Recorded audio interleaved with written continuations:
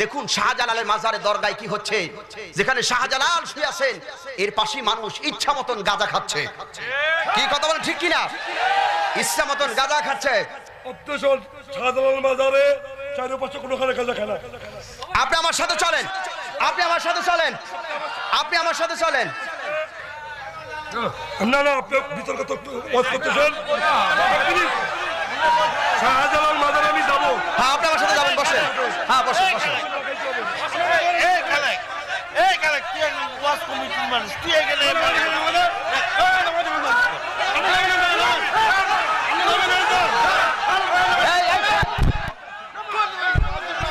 শান্তন, please শান্তন, শান্তন।